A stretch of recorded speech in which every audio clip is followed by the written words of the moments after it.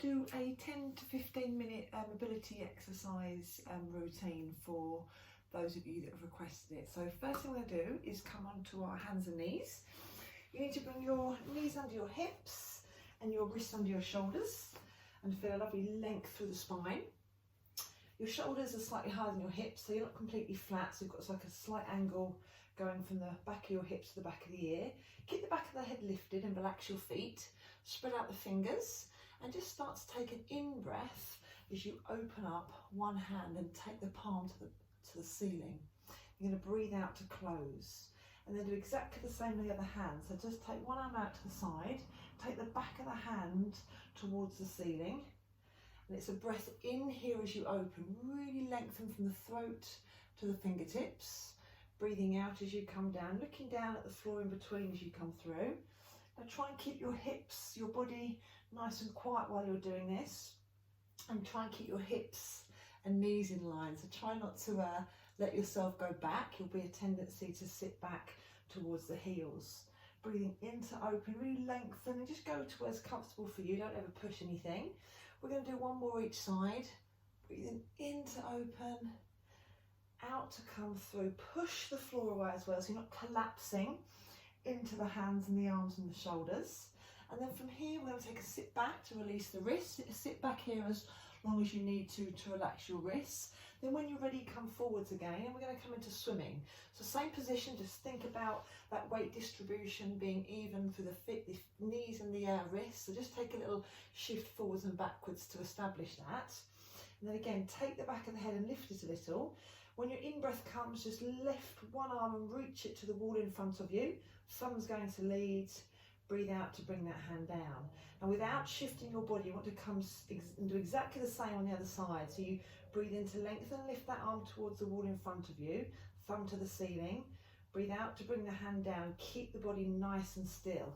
So again, we're trying to keep ourselves nice and quiet here. We don't do a massive shift from one side to the other. You need to contain that shift, and those muscles through the middle of your body will kick in to establish that. Keep the neck nice and long. You don't feel like you're scrunching your shoulders up by your ears. So if you're finding that is happening, just take the arm a little wider when you reach forwards. Maybe go to the corner of the room a little.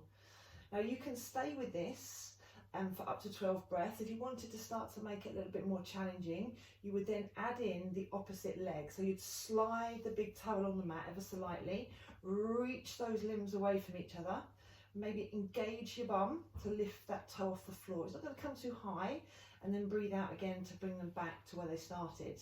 Doesn't matter if you have to stop and reset here, it's much better to get that even pressure through the hands and the knee on the opposite side. And you're reaching. Try and keep the hips facing down, eyes are down, looking at the mat just above the fingertips, and we're going really slowly here so that you can feel what's happening into your body. The front of the body and the back of the body on opposite sides are working from one side to the other on that diagonal line from the shoulder to the hip at the front and the back. So remember, it's a breath in to lengthen. Everything's lengthening here. Big toe to the wall behind you, fingers to the wall in front of you. We're just going to do one more each side. So remember, you can always come back to just doing the arms. Let the thumb lift to the ceiling. Keep those hips nice and still. Over the knees. Breathing out to come down.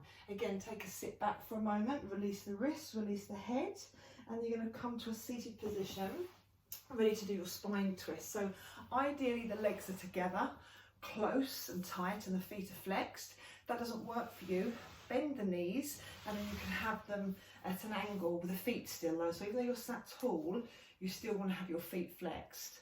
So depending on how your back feels or your neck, you may want to have the thumbs in contact with your breastbone. So actually touch the breastbone with your thumbs. You could also be here.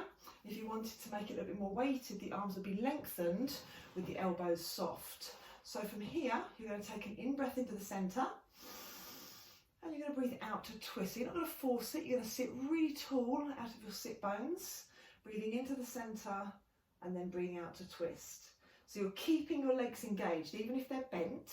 You're sitting as tall as you can. So almost imagine that the floor is hot and you're sitting really tall into it. You're leading with your breastbone. So even if your arms are here, Think of leading with the breastbone.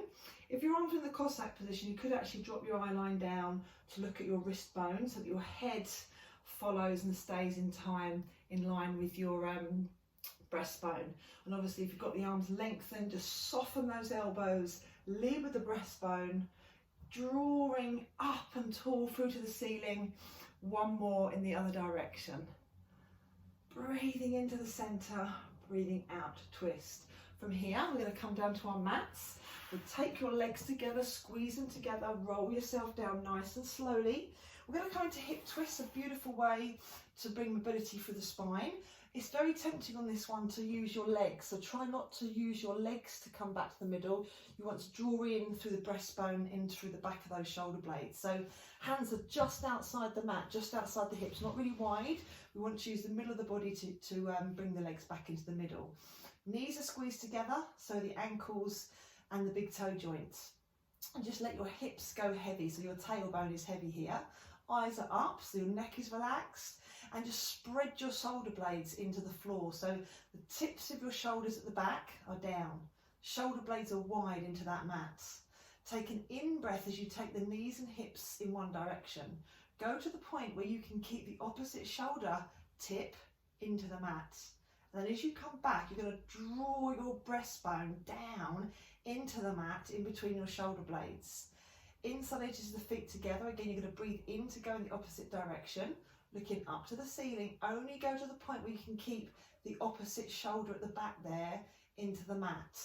Okay, so don't let your legs lift you, let your middle, let your waist, all the muscles around your spine are going to pull in almost through the breastbone in between those shoulder blades, pull down all between here.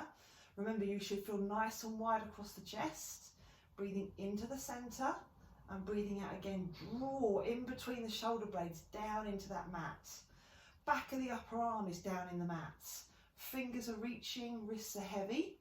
And again, draw everything down so you come in between the shoulder blades, the mid-back, the lower back, tailbone goes heavy, and then you're already going over to that other side. Look up to the ceiling and just do one more on each side. So the feet lift, the top foot is now lifted on top of the other foot. So that really helps get that flow all the way through from the back of the head all the way down. And this is going to be your last one, coming into the center. And then from here, we're going to lengthen the arms and the legs away from each other. We're going to roll over onto our front and come into our swan dive. So from here, what I'd love you to do is bring your hands under your shoulders, bring your legs together. I want you to lift the front of your shoulders off the mat and lengthen your elbows down towards your heels. Float your forehead, start to push into your hands, lift your chest, lift your chin forwards and get your hips off the mat. Breathing out to come down. Let the forehead touch down, take a release. And again, breathe in, legs together, press into the hands, elbows towards the heels, chin forward, get your chin going forward, feel like it's lifting your hips off the mat. Breathing out to come down. In the ideal world, the heels are staying together, but don't worry about that.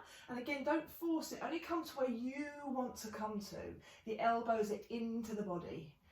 Letting the forehead touch down, take a release, again, elbows towards those heels, press into the hands, chin goes forwards, peel the chest, lift the hips.